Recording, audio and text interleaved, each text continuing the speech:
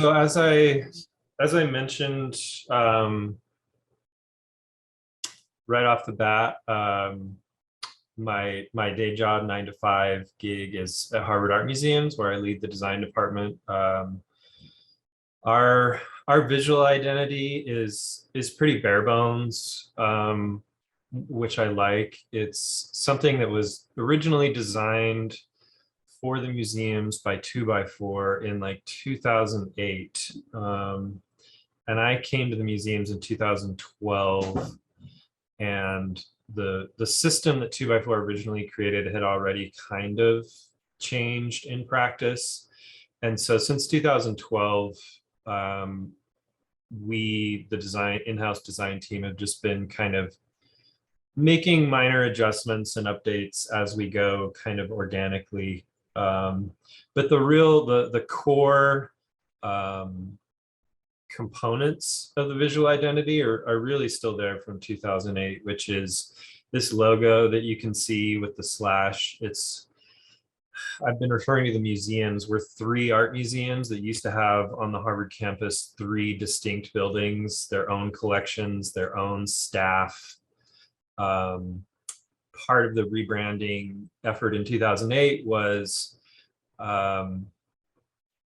to help come up with a name for this new conception of art museums at Harvard that would really be under one umbrella, the Harvard Art Museums. So that's why our primary logo has this slash, and we list out all 3 museums.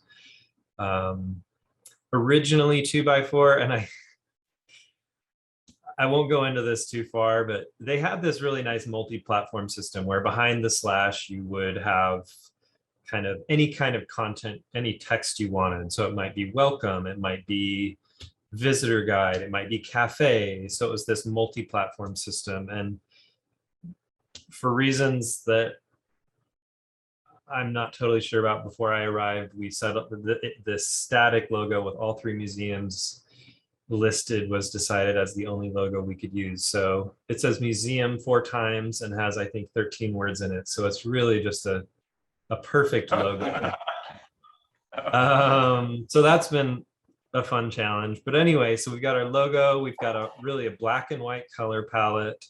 The typeface we use is neutral, designed by Kai Bernau. It was a part of his master's thesis project, I think, this kind of exploration of what is a neutral typeface in the 21st century.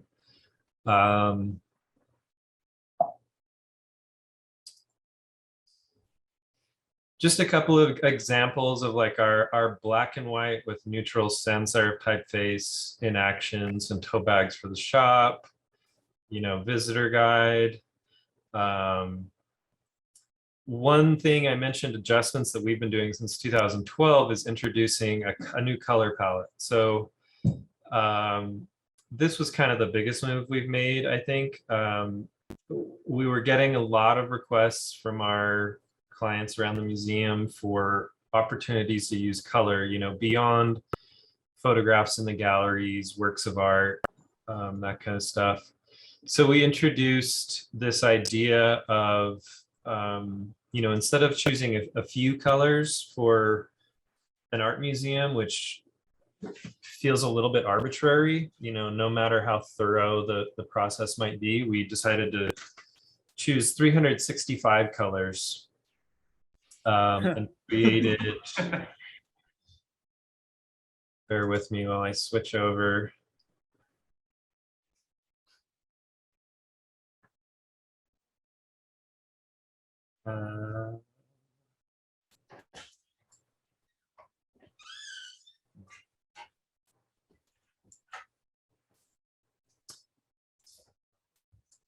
There we go. So this is a video kind of on looping, showing the 365 colors that we use. So not coincidentally, it is the same number of days as there are in a year. We thought that if we were going to bring this kind of lively, vibrant thing into the visual identity, we could maybe tie it to the activity that's happening in the museums every day. And so the way we use color is based on the calendar. and it's only for events that are calendar related. So if we have a talk coming up on April 4th, we use the color of April 4th, which you can see right here. We've developed this tool for the color spectrum to kind of see what color every day of the year is. And you can also then kind of get a sense if you're seeing the museum's materials, if you're on our mailing list, if you're going to our website, you can kind of see this color subtly changing throughout the year to, hopefully get the impression that, things are alive and changing.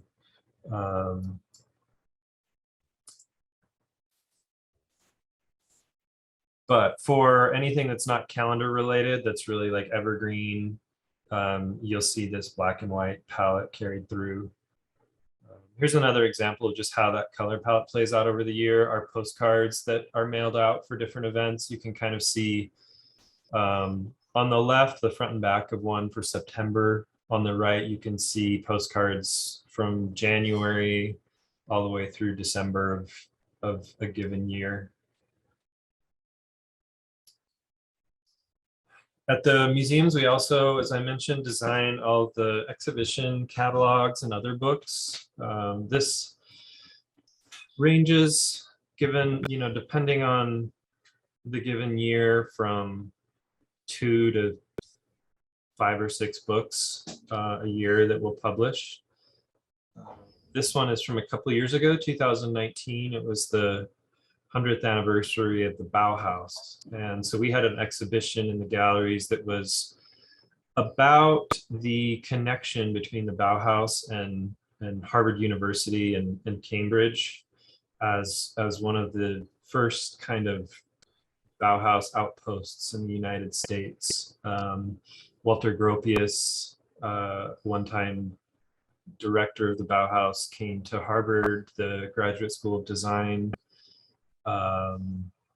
really early on, and some of his Bauhaus colleagues ended up kind of following suit and coming over to Cambridge. Harvard actually had, I believe, the first exhibition of the Bauhaus in the United States in 1930. And so in a few slides, you'll see a little nod to that as well. So this exhibition was really about connecting the Bauhaus in Germany and the Bauhaus at Harvard. So on the cover, you see a photograph from Germany. It's the living room of the Mahaly Najd home, Laszlo and his wife, whose name I'm embarrassingly forgetting. And on the left, you see a dorm room. This is the back cover of the catalog. It's a dorm room at Harvard in a building that was designed by the Architects Collaborative, a Cambridge architecture studio that was started by, I believe, Gropius and a couple other folks there. And on the bed, you can actually see a bedspread designed by Annie Albers, another Bauhaus star. So this book, for all of our exhibition catalogs, we work really closely with the curator to kind of try and understand what they're doing with an exhibition, what the goals are for the book, who the primary audiences are for the book, and also to just get a sense of, like, do they have a gut feeling? Is there something they're envisioning? So for this book, we decided we really wanted to focus on materiality. The title really gets at that: object lessons, learning from objects and making objects. So the cover was printed directly onto fabric, the images. And you can see we foil stamped the text to get kind of some tactility and relief. And then the binding is a Swiss binding. So, you'd open it up and it can just lay perfectly flat. And then you have this nice book block of this uncoated, kind of pulpy feeling Munkin paper. And we wanted it to kind of feel like an archive, like a stack of documents in a folder in a way, because it really is looking back historically. And here again, you'll see a wallpaper, an Albers wallpaper that we used for the end papers. of, of the book. Just one sample spread. We took, in the next slide, you'll see the inspiration for the typography choices we made. We went with Franklin Gothic, and I believe this was Caslon for the body text and the captions and stuff. And so that was based on this brochure that we bound into the back cover. This is a facsimile of the brochure from the 1930 exhibition at Harvard, which I believe was designed and printed by students at the time. And they used, you can see, we kind of picked up this centered headers and left aligned Caslon, running text for notes and captions and body text and all that. So this is a scale facsimile that's actually just like its own little booklet that's bound into the back of the book that we were really happy to have been able to pull off. Another catalog, a little bit more recent. This was from a show that we had just last fall, 2021, called Devour the Land, War and American Landscape Photography since 1970. And just to read off the back here, because I think it succinctly kind of explains the exhibition better than I could. This show considers how contemporary photographers have responded to the US military's impact on the domestic environment since the 1970s. So the curator here was really interested in, she identified 1970, I think, because there were a few key moments in the United States at that point. There was the first Earth Day was celebrated. I think the Environmental Protection Agency was founded around then. Rachel Carson's Silent Spring, a really important book in the kind of environmental awareness and activism realm, was published around then. So it was this moment in the United States where people really started to become more aware of and call out the environment as an issue of concern and environmental kind of abuse and deterioration. So this show was really about how photographers have dealt with that topic since 1970. The design for this one, in researching a lot of the material in the show, which included not only fine art photographs, but also photojournalism and archival documents from and published works from the government, from activist organizations, from writers, authors, poets. And one dichotomy that we noticed really quickly was this kind of governmental side of things and then this activist side of things. And in the materials we looked at, we found this common ground, which was that they were all using the same kinds of really lo-fi, cheap printing and binding techniques. So, activists were using photocopies and staplers and wire binding, and the government meanwhile was publishing new manuals and stuff like that was maybe perfect bound or wiro bound, and so we thought let's kind of go with that because it's a common ground between these two poles of kind of activists and government entities. So right here, of course, you're seeing the front and back covers. On the interior, we chose to use a mix of these kind of colored office papers. It's just 8.5 by 11, which is, of course, here in the US, our standard, size in office printers. The blue paper you see here, I think I'll have a few examples of, were some interviews with artists that are just interspersed on this shorter paper throughout. And then the yellow papers were used to kind of mark changing sections, sort of title pages. The green papers were the only other color. What those were was a kind of the curator initially wanted to do a timeline that just sort of showed from 1970 to now, a bunch of important events that would give context to all of the work that you're looking at in the exhibition and in the book, you know. So photographs from the 1970s, here's what was happening with protests, with government, you know, legislation, that kind of stuff. So as the design department, we suggested like, okay, well, what if we illustrated your timeline to give a little bit more like visual context as well, and just make it have a little more presence visually in the book. And so she was up for doing that. So we asked her to do a bunch of research, or to kind of provide some visual references for some of these items in the timeline. And we also did some of our own visual research to sort of dig up this kind of stuff, you know, whether it's what we're seeing here, government documents looking into hazardous waste landfills and their correlation with racial and economic status of surrounding communities, or photographs of protests. Just a couple more images in the exhibition, trying to see. Yeah, so I thought maybe I had a couple more examples, but so on these green pages, we had just stuff that was happening in the world to give context. And these are kind of interspersed throughout the book as well. So it's almost like there are a few books that you can read in parallel. There's this collection of interviews from artists, this collection of contextual visual research, and then essays and, you know, images of the work.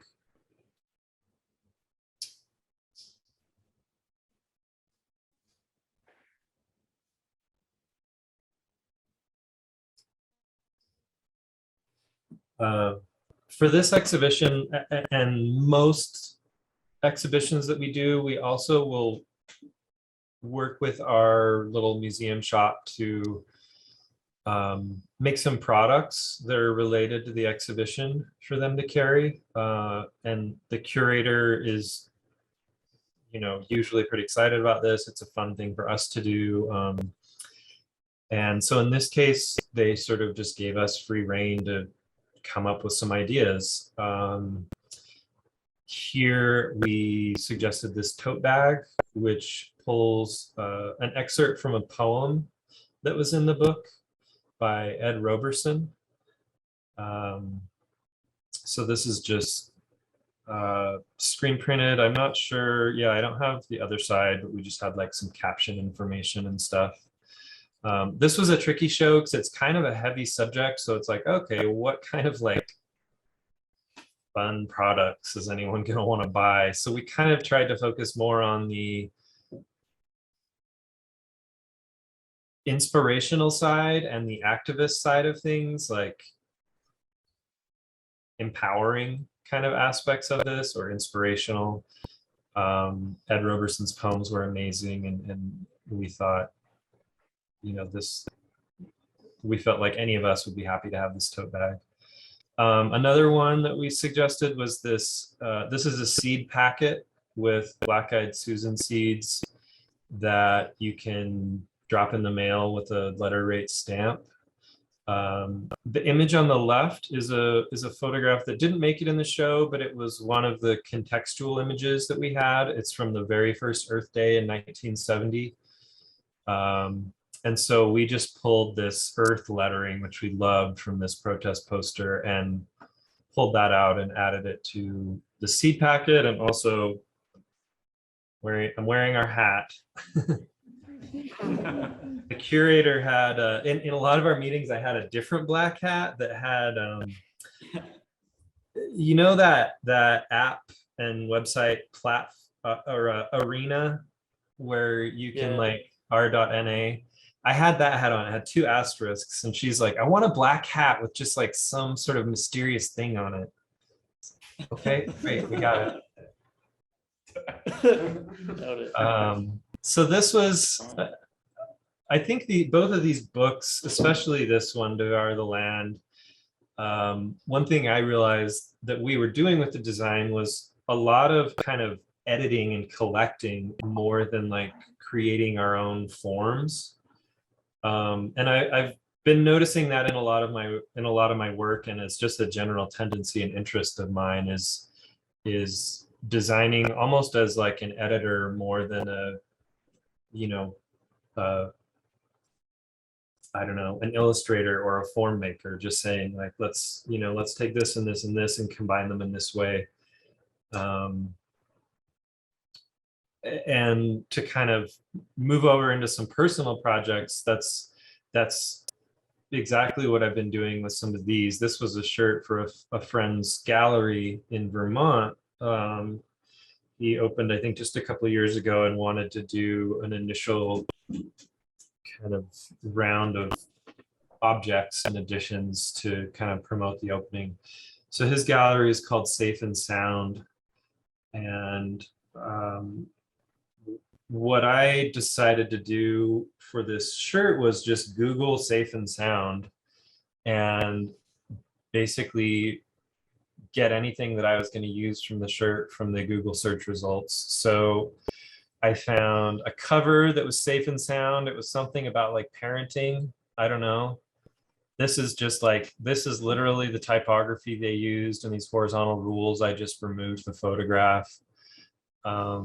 This chart is from a Google Ngram that tracks the usage of words or phrases over time in books.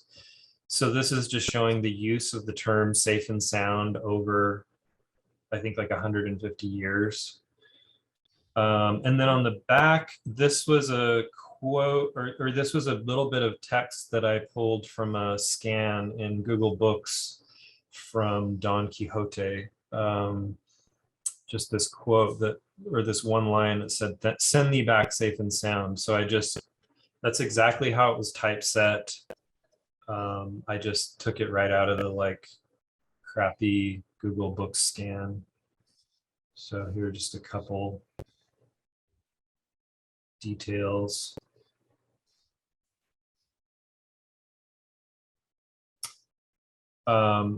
Sort of similarly with this one, this was for Everpress, who I think are based in London.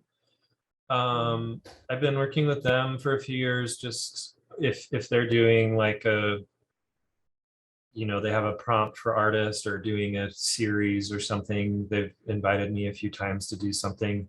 This was for their holiday set a couple of years ago. I called this one 1225, and it was a sort of my interpretation of a history of Christmas as a holiday. So, you know, cola, it's a little bit of like a puzzle or something, you know. I think at first glance, you would probably look at this and just like have absolutely no idea, but hopefully it's kind of fun to go through and try to figure out like how any of these things are relevant. But cola, you know, Coca-Cola in the United States was like instrumental in inventing the modern version of Christmas. Holly leaves are, of course, a big part of the Christmas tradition and kind of link back to these Northern European practices with different kinds of plants in the wintertime. Saturn relates to Saturnalia, which was a Roman pagan festival, which a lot of historians think is actually the root of Christmas, and that when in 401 or whatever it is, that they switched from paganism to Christianity, they just had to kind of like turn their old holidays into something new and make it about, you know, the new philosophy. The Mask of Odin, there are a lot of these like Norse traditions kind of mixed into modern Christmas traditions. And then, you know, of course, the North Pole is where Santa lives. And, you know, then just coming back to this placement of the sun in relation to Earth and the way that we have even designed our calendar is really completely based on how the Earth rotates and moves around the sun and when it's light and dark and cold in the northern hemisphere. Just a couple little close-ups here.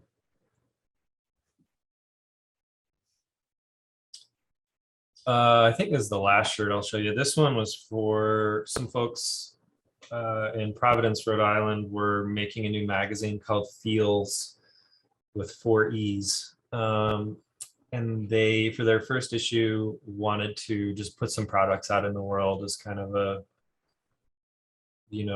launch to get people excited. And they asked me to do something with them. And this was a sweatshirt I proposed. So this sunset illustration, whatever you want to call it, is just another thing I found. It's a logo from an oil company that went out of business in like the late 60s, and they were called Sunset Oil, which I thought was a little bit ironic. Like they sort of predicted their future right away. The sun was already going down when they started, I guess. But I was like struck by the simplicity of their logo and just absolutely loved it, and basically cropped it and put it on this sweatshirt. And then again here, as I often have done with these kinds of shirts, just some caption information that explains where the image came from and gives a little bit of info.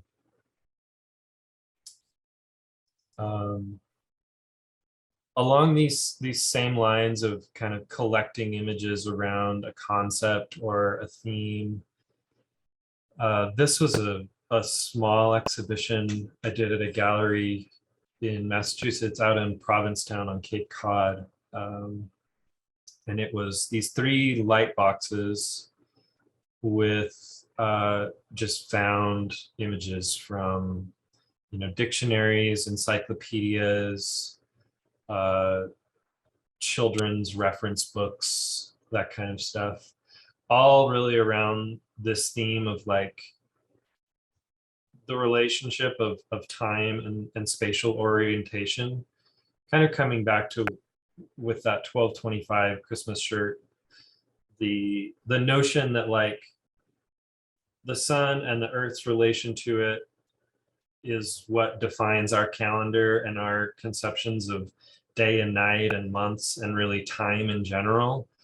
And I still don't quite know like what about it is that I'm trying to get at, but I'm just like so completely fascinated by this relationship with kind of time and space. And Provincetown, the town where this is really like a tourist town. So it's all about people who are coming and going. So this show was really, really, really loosely about like travelers in time and space, if you'll allow me to get away with that. Here's a shot of the light boxes in the dark. There was also, I don't have a photograph of it, but for this exhibition, I asked people on my Instagram account who I'm friends with, just put out an open call to send me sand from wherever they were in the world. Provincetown is a little beach town. And so I got sand from a bunch of places, which was really neat. I got sand from like New Zealand and Russia and both coasts of the US and Central America, and brought it all into the gallery, and had on opening night, I designed this sort of like clear compass plexi tray. And we poured a bunch of sand from Provincetown and then like sort of poured all these different sands in, and then people it was sort of like a sandbox. So people, when they were hanging out, could just sort of play with this stuff and make things with this sand that was mixed together from all over. Another little installation. This was in downtown Boston. Some friends started this organization called Space Us. It was actually it was a project that they came up with as grad students at MIT, where they would identify unused spaces around the city And in working with the owners of the properties and the city, develop temporary spaces for artists, working studios and galleries, and kind of just spaces for artists to be and work, show their work, sell their work. And so they had a few different locations around town over a few years, which was really neat. So this was one in downtown Boston. And they said, you know, we just want you to do something in the space. And I saw this curtain that they had up and immediately was like, I want to do something with this. This is just like so compelling. I feel like there's something so important behind that curtain and I don't want to know what it is. So I'm just going to put some text up here. And I really like this idea of kind of, you know, puzzles, like something appearing to be one thing but actually being another. And I don't know how clear, I'm curious to see if this text, like how you all read this text, like does it immediately make sense to you, or is it just like, what in the absolute hell? Great beyond me. Yeah. On second reading, I got Great Beyond. First reading, I kind of just looked at the letters individually. Yeah. As things, as objects. I thought it would be really clear, but there were a few people who were like working in this space every day and just hadn't. After like 2 months, I was like, I mentioned something about it and they were like, oh. So I just never noticed.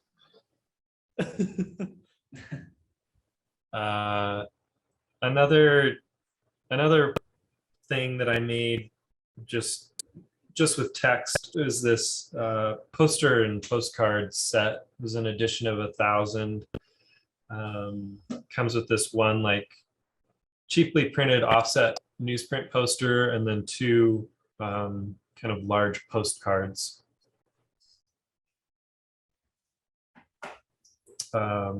So again here, just kind of playing with words, and it's, I mean, coming back, I think a lot of what I'm trying to do in my work is show things and help people see things in new ways, including myself, you know, whether it's words or images or objects, but just kind of seeing things freshly. And I think that's a big part of what we do in graphic design as well, or as a goal in graphic design, is how do we make, you know, familiar things look new or fresh.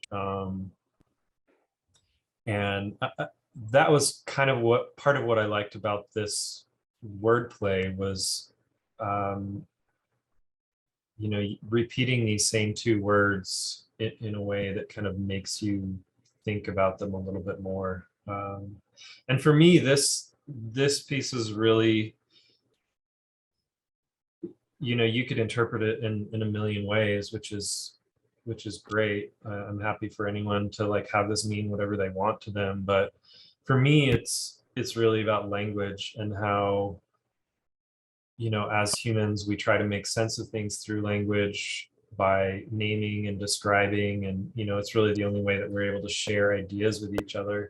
And I think it's what makes us human. I think, you know, some people might say it's science or something else, but I think language is really one of the, if not the thing that really separates us as a species. This is another edition I made, an edition of 500. It's a little cardboard box, screen printed cardboard box. This was co-published with Drawdown Books. So each box has a little booklet, a couple sticker sheets, 2 buttons, and an iron-on patch. And the idea here is just there are 12 imperfect peace signs, and dang, I thought I had an image of all 12 of them, but basically, you know, you get the idea. It's the 2 arms that are supposed to be at 45 degrees are never at 45 degrees. And there's 12 different versions with, varying kind of degrees, um, varying degrees of silliness. But again, here, the idea of sort of defamiliarizing something, in order to raise questions. Um, for me, it could just be sort of a playful jab at the peace sign and simplistic notions of peace, or it could be kind of more of a contemplation on what is peace. How do you know when you have it? How do you keep it, or can you? I also sort of this came from an idea that was originally a peace clock, so it was just like the two arms are in constant motion, which I can actually jump out and show you real quick. Sorry, we're just going to skip through my website.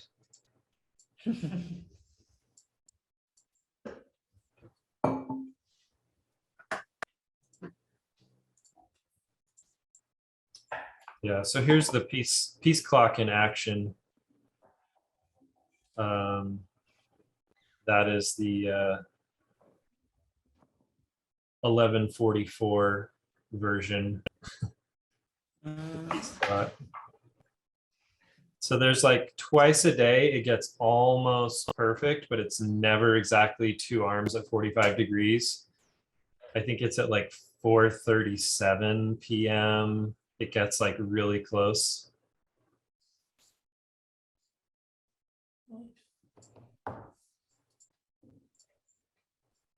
So that's the large button. There's a small button, the patch. And then the last few images I wanted to share are images I've been making with things that I've collected.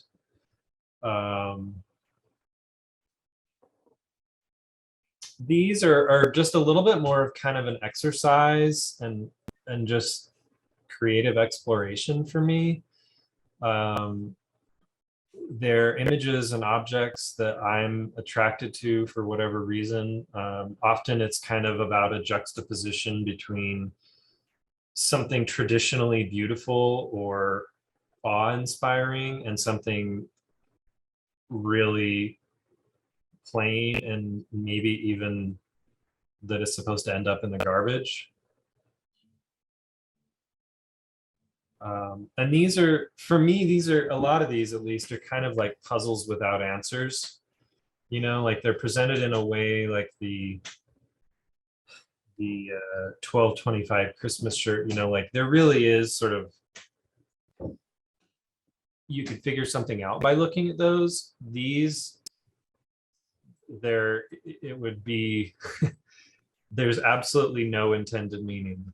They really are just like things that feel appropriately mysterious to me.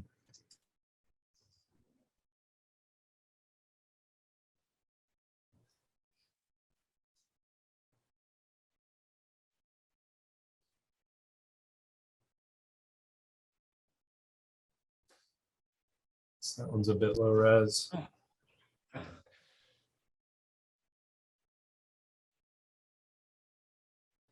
There's something about like years ago I read in Learning from Las Vegas, there's a line that said something about like the interdependence of context and meaning. And, that's of course something that a long time ago Duchamp played with, putting the urinal in the gallery. You just take one thing from one place and move it to another place where it's not expected and you see it in a new way. And that is, I think for years has been something that is of interest to me and is a move I like to make with my work, both this kind of stuff and also with more, traditionally defined graphic design projects. And I also think it's there's something there that even like in branding, like any branding project, I think is an exercise in balancing familiarity and originality. Um, you know, you need some level of familiarity and recognition, but you also need to do something that is distinguishing and kind of like sets it apart. And I think that that sort of goal as a goal and an exercise is really of interest to me. And to end, here's one more low res image.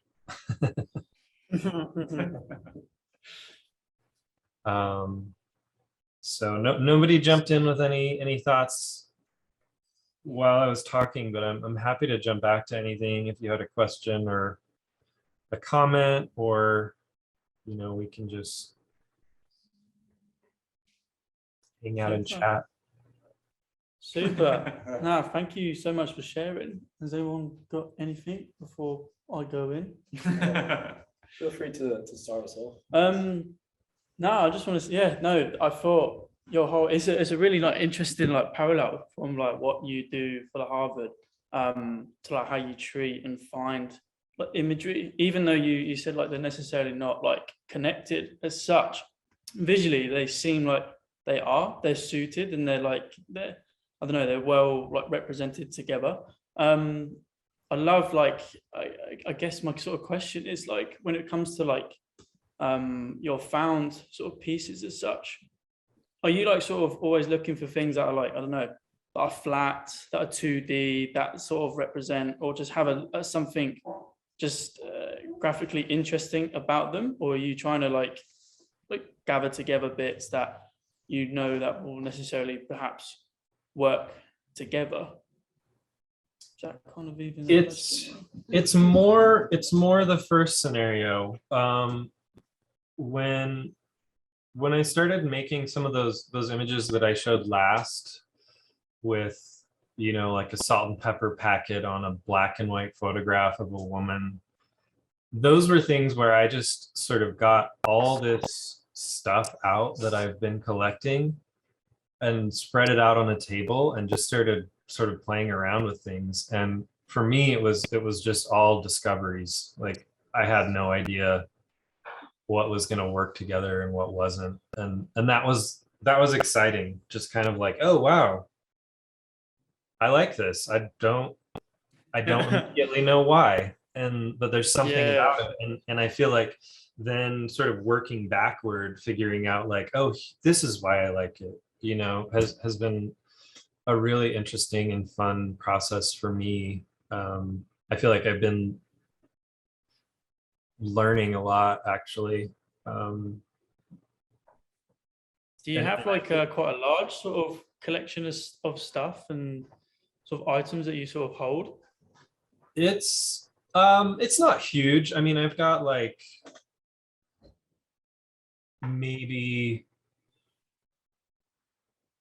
15 of those like archival boxes full of like small stuff, you know. Yeah. Like I've got one whole box full of just different colored nets that held lemons and limes or garlic or whatever from the grocery store, and another box of just plastic lids, and another box of, you know, those bread ties. Thankfully it's all small stuff, so you know, even a big collection doesn't take up a lot of space. Yeah. No, it's really, I find it really quite interesting how you sort of like you consider I guess it goes back to repurposing as well, because I guess all these items are sort of discarded as such, and like you're sort of giving them a new lease of life in a completely new and different context, which is like very open to like chance and possibility. I was wondering, do you like sort of take these objects and actually like bring them into your work that you do at the Harvard at all? Not stuff from my collection. I think the approach has found its way into work that I do at Harvard, like for the Devour the Land exhibition. I think, you know, there was that same kind of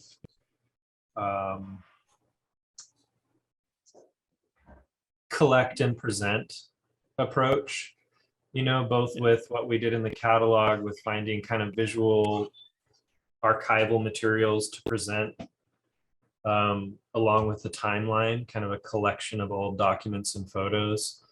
And as well for the products that we made, which were really just like, okay, what can we find in this mass of stuff that we've pulled together to just kind of like separate out and put in a new context, you know, whether it's on a package of seeds or a tote bag or whatever it is. So I think the approach and the thinking carries over, but you know, my collections of trash haven't really like found a home outside of Instagram yet. No, I was going to say, because they'll be great to like have all your items as like part of like an exhibition as such, I guess, like all sort of archived and like noted and like where it's found and things. I think that'd be quite interesting. Have you like thought about any like further sort of progression of like your Yeah, archive bits? yeah, totally. It's definitely something I think about, you know, like what else do I want to do with these? Um, I'm playing around with the idea of maybe making a book, something small, just like a modest book with some of the images. I'm also really interested in what like 3D kind of things I could make. When I look around in the world though and see all the cool stuff that people have already made, you know, product and furniture and industrial designers with like discarded things, it's kind of discouraging. Maybe I'll just stay in my 2D lane.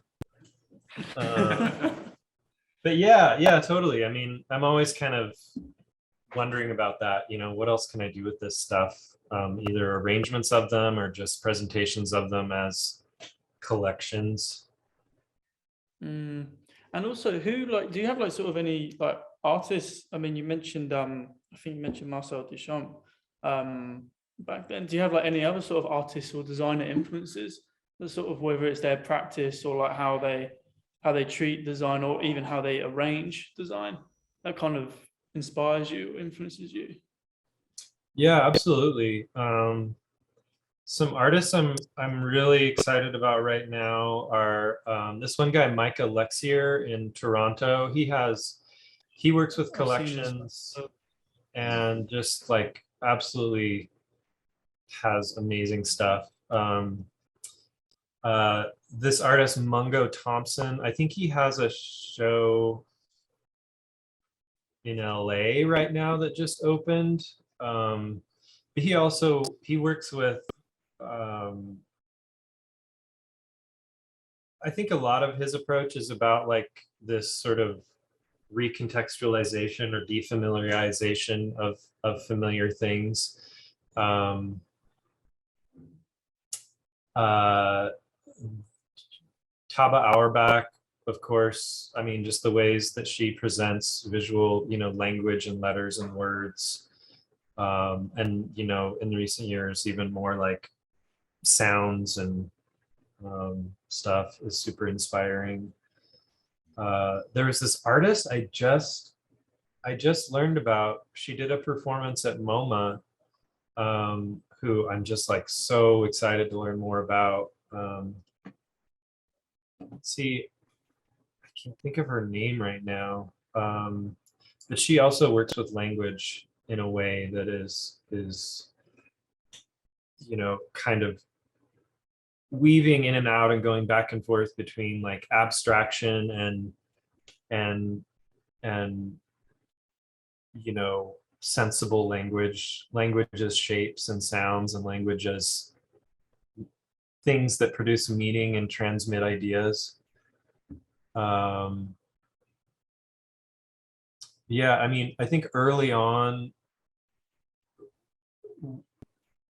kind of influences for me in graphic design, and it probably says a lot about when I was like studying graphic design, was um experimental jet set.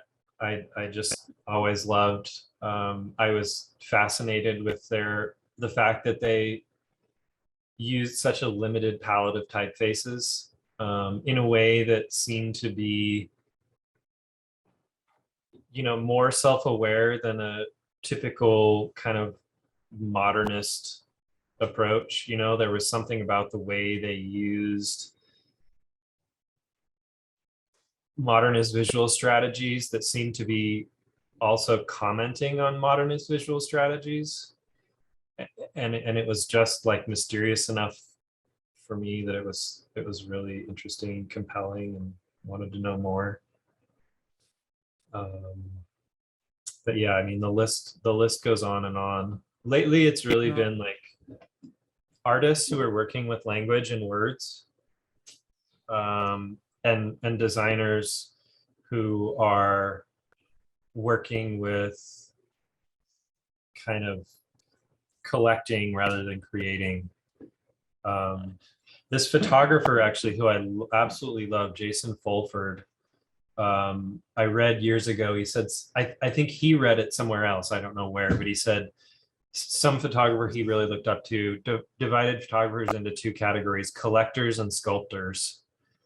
And I've always really identified with that, and I think realized, like, yeah, I identify with like the collector, you know. Yeah. And so I think any people doing design who are kind of doing that kind of thing, you know, either as publishers or as just a visual strategy, I'm really into. Super.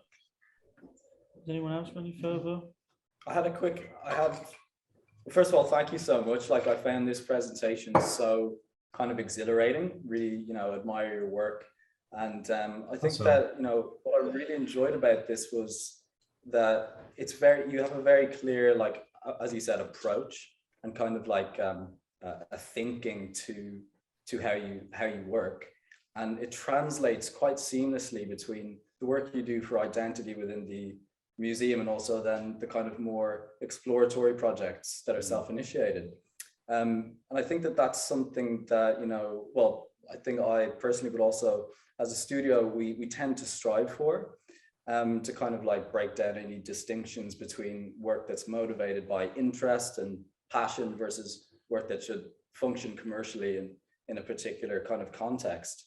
But then more specifically, I guess, like, trying to formulate a question here, just especially like with your last series of images, one of the references that they kind of brought up for me was Victor Bergen.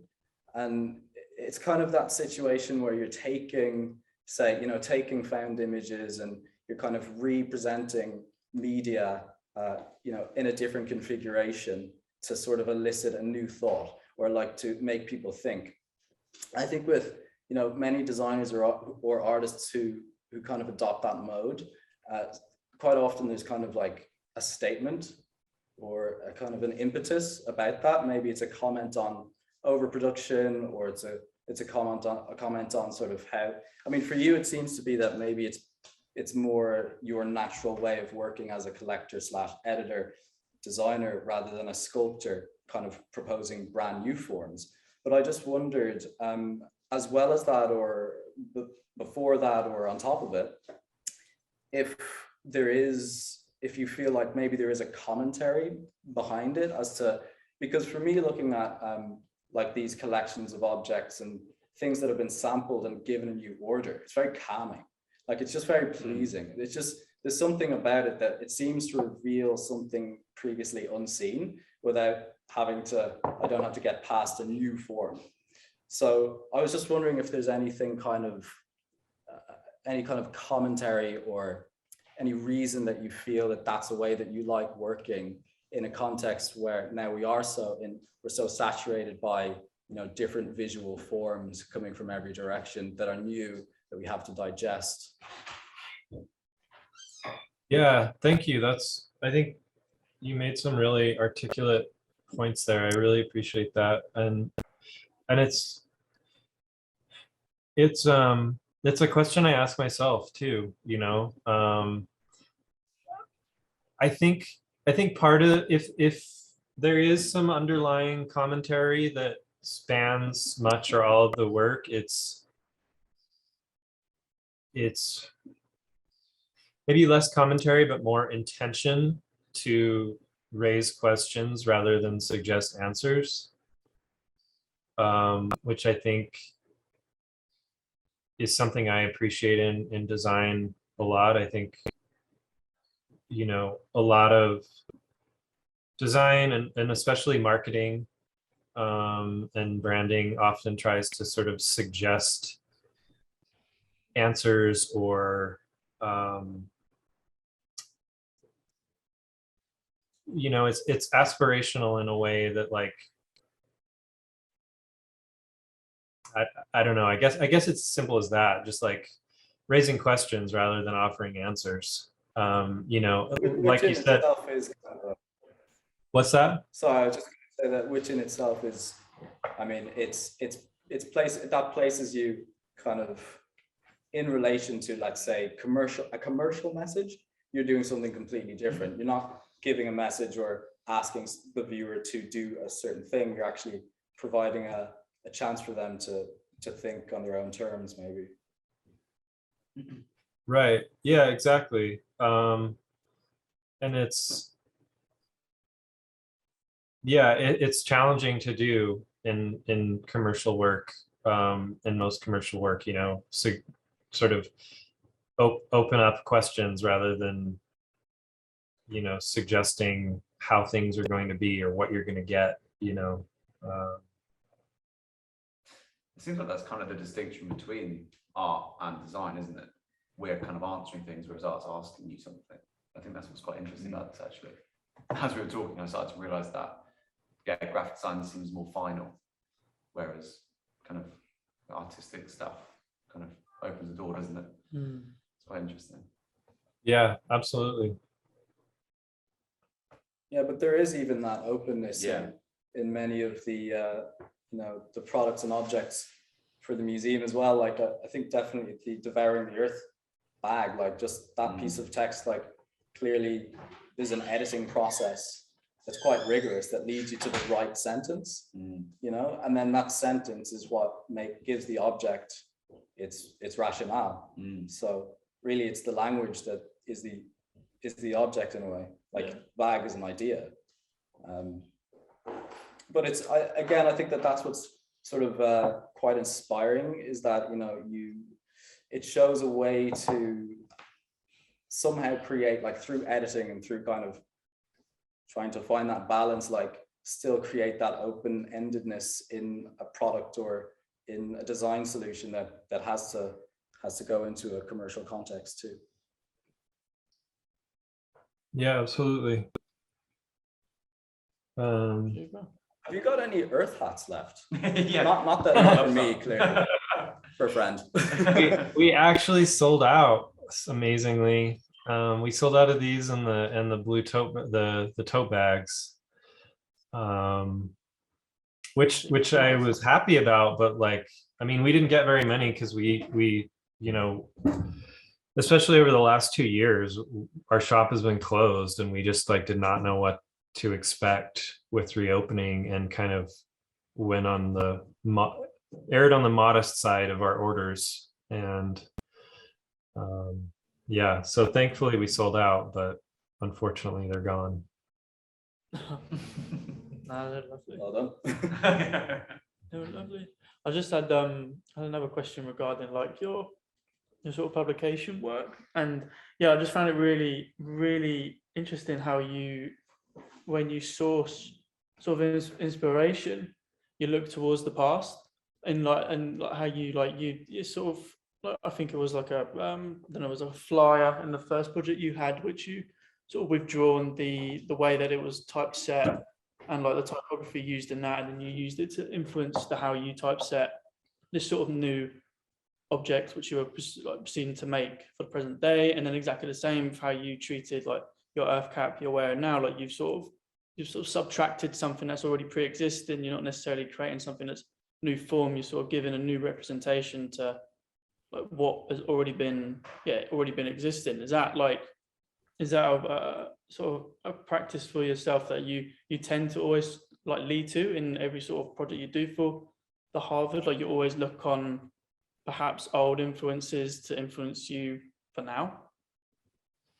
Yeah, because I think because a lot of the exhibitions and related publications that we work on are historical, there's always that need to sort of figure out how do we address the past in the contemporary moment without making it feel,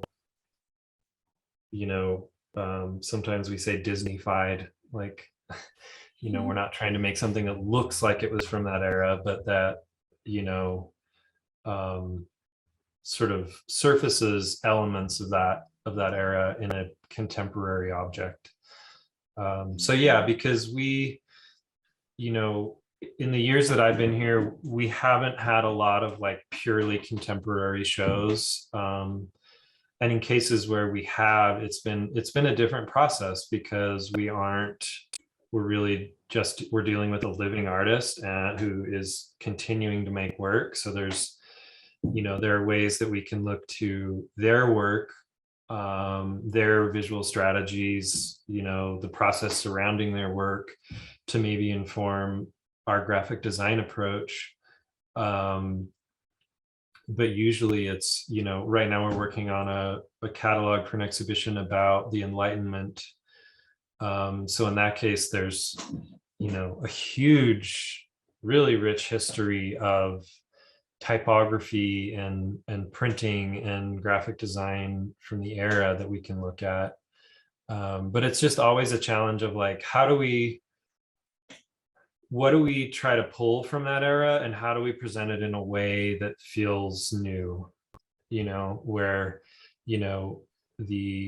the typeface we've chosen or the format or the paper or the color, whatever it is, sort of indicates to people the period that we're dealing with, but also indicates to people like this is a book being published in 2022 with contemporary essays that are written from the perspective of now, and with current scholarship and current thinking, and specifically like with this Enlightenment show, it's very much about like looking at the Enlightenment from 2022 and seeing, not just putting this thing on a pedestal, but seeing all of the flaws and the dark sides of this era that has, usually been really kind of glamorized and valorized.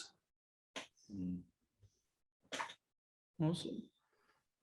Anyone got any further? I think we've just gone over a little bit by 10 minutes, but that's been great. Thank you so much for sharing and showing us all your work, really. Yeah, it was incredible. Yeah, thank you so much. I may be over there this summer, so brilliant. Please be in touch. Bye. Yeah. Amazing. We'll be in touch, Zach, and we'll sort something out. And super. Thank you again for showing all your work. Awesome. Thanks for having me. Super. Amazing. Thank you. Cheers. Take care. Have a good day. Bye.